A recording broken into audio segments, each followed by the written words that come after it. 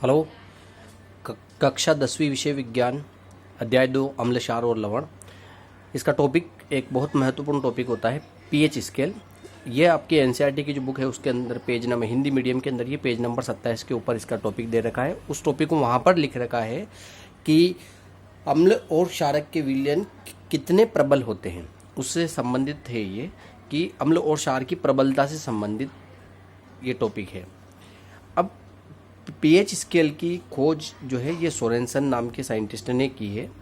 इसकी परिभाषा हम लोग देखें उससे पहले ये देख लेते हैं कि पीएच की ज़रूरत क्या पड़ी। जो हमारा टॉपिक कहता है कि अम्ल और क्षार की प्रबलता, जो विलयन है उसकी प्रबलता के बारे में बताने वाला है, तो उसके बारे में हम लोग देख लेते हैं कि वास्तव में क्या होता है। कि हम लोग कहते हैं कोई पदार्थ क्या है, उसकी प्रकृति के आधार पर उसको क्या कहते हैं, हम लोग अम्लीय कहते हैं कि उसकी प्रकृति अम्लीय है या अम्ल है। तो कहने का मतलब वह अम्ल कब होगा, जब वह पदार्थ क्या डोनेट करता है, H+ आयन डोनेट करता है।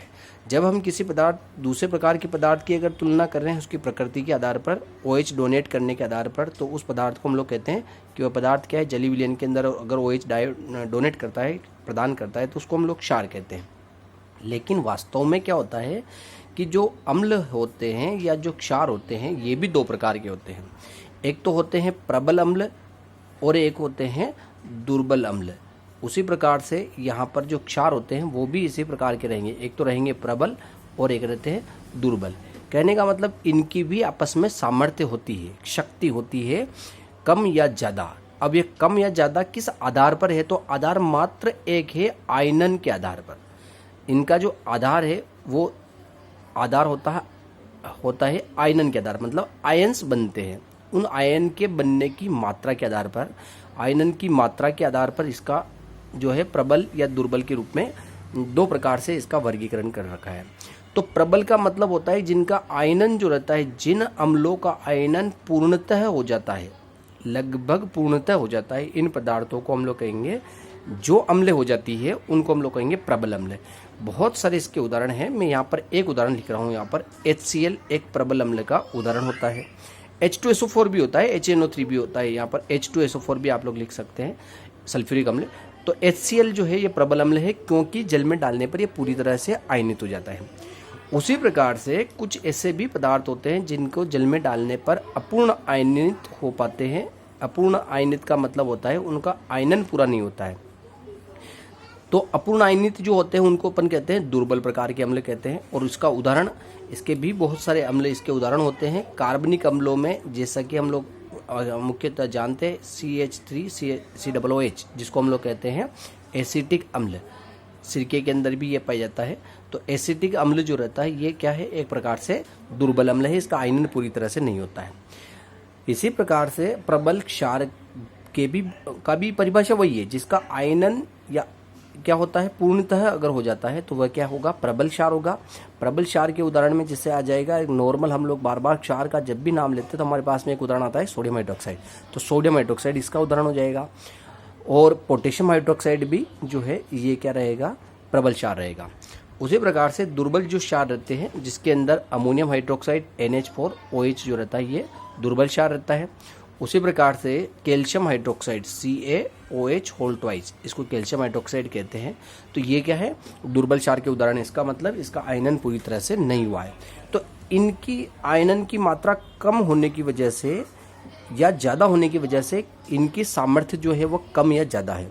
अब उस सामर्थ्य का अवलोकन हम लोग करते हैं, वो अवलोकन करने का, सामर्थ्य को देखने का जो तरीका है या जिसके आधार पर हम लोग सामर्थ्य को पता लगा पाएंगे, उसको कहेंगे पीएच स्केल। तो पीएच स्केल वह स्केल होगी जो अम्ल और क्षार की सामर्थ्य का पता लगाती है, आयनन ज़्यादा होगा या कम होगा, तो उसके लिए इसको हम लोग अध्ययन करते हैं। अब अध्ययन में परिभाषा क्या बनती है, अब हम लोग इसकी परिभाषा को लिख रहे हैं कि ये परिभाषा क्या होती है। ये परिभाषा किसकी है, पीएच की परिभाषा। ठीक है, पीएच की आवश्यकता क्यों पड़ी, ये आवश्यकता से संबंधित टॉपिक है कि अम्ल और क्षार की अपेक्षिक जो शक्ति होती है उस शक्ति को जानने के लिए हम लोगों को आवश्यकता होती है पीएच स्केल की। और अब हम देखते हैं कि पीएच स्केल है क्या, मतलब उसकी परिभाषा क्या है। तो परिभाषा ये होती है कि किसी भी पदार्थ, कोई भी जो पदार्थ रहता है, उस पदार्थ के लिए हम लोग पीएच को परिभाषित इस प्रकार से करते हैं कि हाइड्रोजन आयन सांद्रता के हाइड्रोजन आयन सांद्रता के ऋणात्मक लघुगणक को पीएच कहते हैं। ये परिभाषा अभी आपके कुछ भी समझ में नहीं आई। ये हाइड्रोजन आयन सांद्रता ऋणात्मक लघुगणक क्या होता है, ठीक है। अब इसको हम लोग क्या है फॉर्मूले के अंदर लिख लेते हैं कि इसका फॉर्मूला क्या बनता है। इस फॉर्मूले से आपको परिभाषा क्लियर हो जाएगी कि फॉर्मूले के बेस पर कि इस परिभाषा को यूं ही लिख लेंगे अपन। और वो फॉर्मूला क्या होता है कि पीएच में पी छोटा लिखते हैं अपन और एच बड़ा लिखते हैं, ठीक है। ये पी मतलब पोटेंज होता है, पोटेंज बोलते हैं इसको, इसका जिसका मतलब होता है सांद्रता, ठीक है, या पावर अपन जिसको अपन यहाँ पर कहे सांद्रता या पावर, शक्ति भी कह सकते हैं अपन, हाइड्रोजन आयन के लिए है। तो इसको हम लोग इस सूत्र के आधार पर लिखेंगे। तो सूत्र के आधार पर इसका सूत्र बनता है लॉग मतलब लॉगरिथम है और H प्लस, और इस तरह से ब्रैकेट लगाएंगे। इस फॉर्मूले से इस परिभाषा तक पहुंचेंगे। ये अभी तक कठिन है परिभाषा। हाइड्रोजन आयन सांद्रता की ऋणात्मक लघुगणक को पीएच कहते हैं, ठीक है। अपन वर्डिंग याद कर सकते हैं, लेकिन इसको सरलतम रूप से अपन कैसे पढ़ें, इसकी वर्डिंग के अनुसार हम लोगों को इसकी परिभाषा को बनाना है। और वो क्या है H प्लस। देखो इस टर्म के अंदर H प्लस आ रही, तो H प्लस का मतलब क्या हो रहा है, H प्लस का मतलब, H का मतलब क्या होता है, सिंबल किसका है, कौन से तत्व का है, ये हाइड्रोजन, ठीक है। हाइड्रोजन में प्लस लग रहा है, H का ही सिंबल हाइड्रोजन है, प्लस को क्या पढ़ेंगे अपन यहाँ पर आयन, ठीक है, हाइड्रोजन आयन। अब इस तरह का जो सिंबल दिख रहा है आपको जिसके अंदर H प्लस लिखा हुआ है, ये वाला जो सिंबल है, इस सिंबल को यहाँ पर क्या पढ़ेंगे अपन, टर्म के अंदर इसको पढ़ा जाता है सांद्रता। क्या पढ़ दिया इसको, सांद्रता, ठीक। उसके बाद में क्या पढ़ा जाता है, ये चिन्ह कौन सा लग रहा है, ये चिन्ह लग रहा है यहाँ पर, कौन सा लग रहा है ये चिन्ह, ये लग रहा है ऋणात्मक चिन्ह, ठीक। तो इसको अपनों ने क्या पढ़ा, ऋणात्मक। और लॉग LOG, ठीक है, लोग ये टर्म 10th क्लास में इंट्रोड्यूस हुई है आपके, पहले भी कभी 9th क्लास में गणित में हुई होगी। LOG लॉग मतलब इसको अपन क्या कह रहे हैं, इसको कह रहे हैं अपन लघु गणक, ठीक है, इसको लघु गणक कह रहे हैं। अब इसकी परिभाषा को एक बार और समझ लिया। हाइड्रोजन आयन सांद्रता के ऋणात्मक लघु गणक को क्या कहते हैं अपन, पीएच कहते हैं। तो बहुत सिंपल सी परिभाषा बन गई अब, और समझना भी आसान हो गया कि पीएच किसे कहते हैं। तो पीएच जो है ये क्या है, अम्ल और क्षार की सामर्थ्य को दर्शाता है, और उसके अंदर हम लोगों को इस तरह से उसको परिभाषित करना है, इस तरह से उसका सूत्र लिखना होता है कि ये सूत्र अपनों ने लिखा है। एक्चुअल में अब पीएच के अंदर सोरेनसन ने इसको क्या किया है कि पीएच को समझने के लिए इसने अपनी स्केल दी है, पीएच की स्केल दी, मतलब पैमाना, जिसको अपन कहते हैं पीएच पैमाना। अब पीएच का जो पैमाना दिया गया है, ये पैमाना दिया गया है 1 से लेकर 1 से 14 तक का इसका एक पैमाना होता है। इस पैमाने के अंदर 1 से, आपको ये एक पॉइंट को ध्यान से रखना है कि 1 से 7 तक इस पैमाने पर आने वाले पदार्थ या मार्क, जहाँ तक इसका मार्क से मिलने वाला जो पदार्थ होता है, 1 से 7 पैमाने के लिए जो भी पदार्थ इस तक की वैल्यू दर्शाता है, उस पदार्थ की जो प्रकृति होती है वो अम्लीय होती है, मतलब अम्लीय स्वभाव दर्शाने वाला पदार्थ होता है। दूसरी इंपॉर्टेंट बात होती है कि 7 पैमाना, अगर किसी का पैमाना नंबर होता है 7, तो अगर पैमाना नंबर 7 है तो उस पदार्थ की प्रकृति होती है, वो होती है उदासीन प्रकृति। अगर किसी पदार्थ की वैलेंस जो पैमाना है, देखो यहाँ पर क्लियर है, 1 से लेकर 14 तक है, तो अभी तक हम कहाँ तक पहुँचे, 7 तक पहुँचे। अब 7 से कहाँ तक पहुँचेंगे अपन, 14 तक। अगर 7 से 14 तक अगर किसी पदार्थ की वैल्यू की पीएच वैल्यू 7 से 14 है, तो उस पदार्थ की जो प्रकृति रहेगी वो कैसी रहेगी, क्षार, अर्थात वह पदार्थ क्षारीय प्रकृति दर्शाने वाला पदार्थ होता है। तो इस तरह से जब अपन लिखेंगे तो लिखना भी अपने को ये यहीं से है कि पीएच किसे कहते हैं और उसका पैमाना कितना है। तो उसका पैमाना होता है 1 से लेकर 14 तक। तो अपनों ने देखा था कि पीएच पैमाना जो रहता है 1 से 14 के बीच में है। 1 से 7 अम्ल दर्शाता है, 7 से 14 जो रहता है वो क्षार दर्शाता है, और 7 जो रहता है वह उदासीन दर्शाता है। अब इसके अंदर कि जो हम लोग जब इसका पैमाना देखते हैं ना, तो 0 से लेकर जब 7 है और 7 से लेकर 14 है, तो 0 से 7 है तो इसका मतलब है कि 7 से जब अपन इधर की ओर जाएंगे मतलब 0 की ओर, मतलब घटेगा। अगर मान अगर घट रहा है, पीएच का मान घटेगा तो उसका जो अम्लीय जो प्रकृति रहेगी, अम्लीय प्रकृति या यूँ कह सकते हैं अपन की अम्लीय जो सामर्थ्य रहेगी वो क्या रहेगी, अम्लीय प्रकृति इधर की साइड पर बढ़ेगी। ये बहुत इंपॉर्टेंट बात है और बहुत अच्छे से ध्यान में रखना है। ऐसा ना हो कि जैसे किसी का पीएच 6.5 है तो उसकी अम्लीयता ज़्यादा है, या फिर एक जिसका पीएच वैल्यू कितना है 1 है तो अम्लीयता किसकी ज़्यादा है, जिसकी कम पीएच वैल्यू है उसकी अम्लीयता ज़्यादा है, क्योंकि इधर की साइड पर अम्लीयता बढ़ती है। और अगर किसी का पीएच वैल्यू ज़्यादा है तो उसकी अम्लीयता जो रहेगी वह कम होगी। यही है अम्लीयता की सामर्थ्य जानने के लिए या क्षारकता की सामर्थ्य जानने के लिए।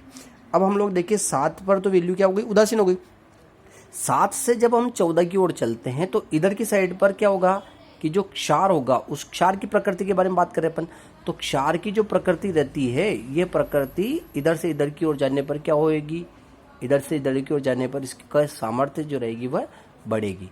सामर्थ्य का मतलब यहाँ पर क्या हो जाएगा, उसकी मतलब प्रबलता या सामर्थ्य का मतलब क्या हो रहा है कि आयनन की मात्रा जो रहती है उधर की साइड पर उसमें बढ़ रही है, इसलिए उसका मान 14 की ओर आ रहा है।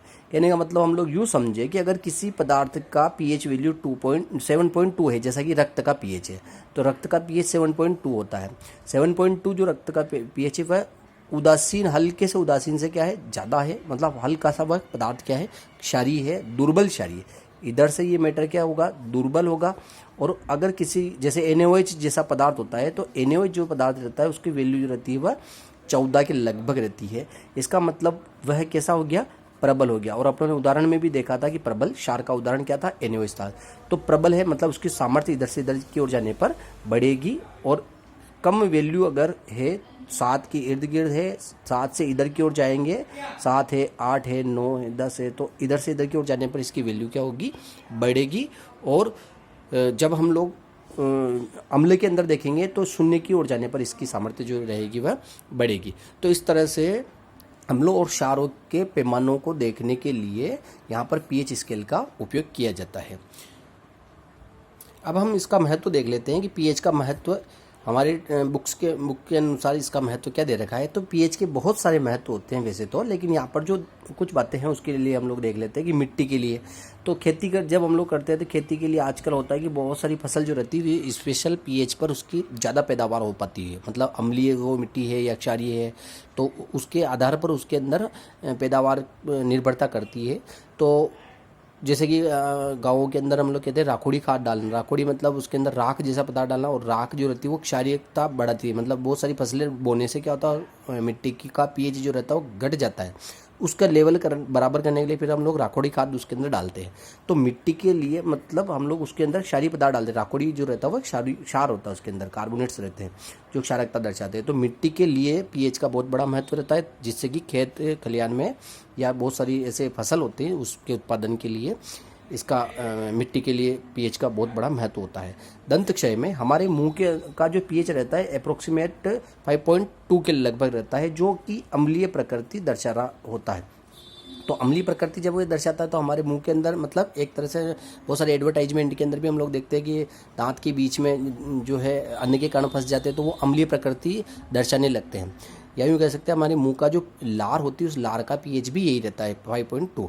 और हमारे दांत जो रहते हैं वो क्या है, दांत के अंदर कैल्शियम के पार्टिकल्स होते हैं। तो कैल्शियम का अगर कोई ऑक्साइड वगैरह है तो वो किस प्रकार की प्रकृति दर्शा रहा है, उसके अंदर क्षारीय प्रकृति दर्शा रहा। तो अम्ल जो रहेगा इस क्षार के साथ में क्रिया करके उदासीनीकरण की क्रिया कर सकता है, अर्थात इस दांत को वह क्षय कर सकता है। दांत क्योंकि क्षार है और अम्लीय मैटर अगर उसमें रहेगा तो वह उसको खत्म कर सकता है।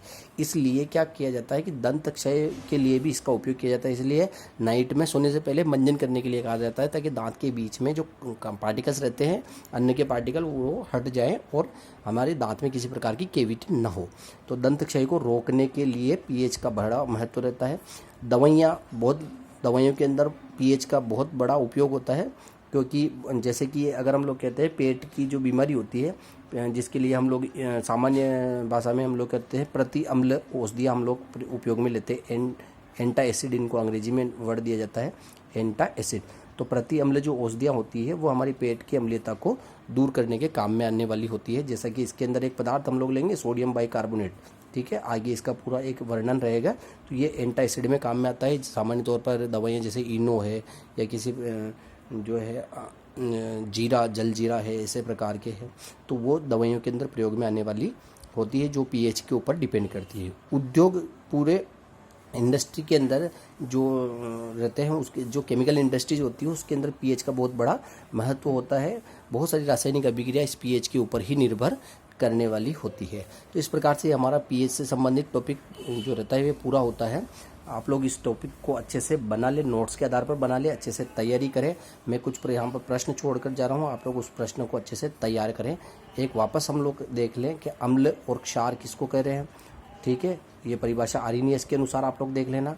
दूसरा है पीएच किसको कह रहे हैं, पीएच किसे कहते हैं, ठीक है, किसे कहते हैं, ठीक है, पीएच के मान कितने हैं, पीएच पैमाना कितना है मतलब कितना हो रहा है, वो 1 से लेकर 14 हो रहा है, ठीक है। तो यहाँ पर हम लोग एक लिख रहा हूँ, यहाँ पर उदाहरण बताइए आप लोग।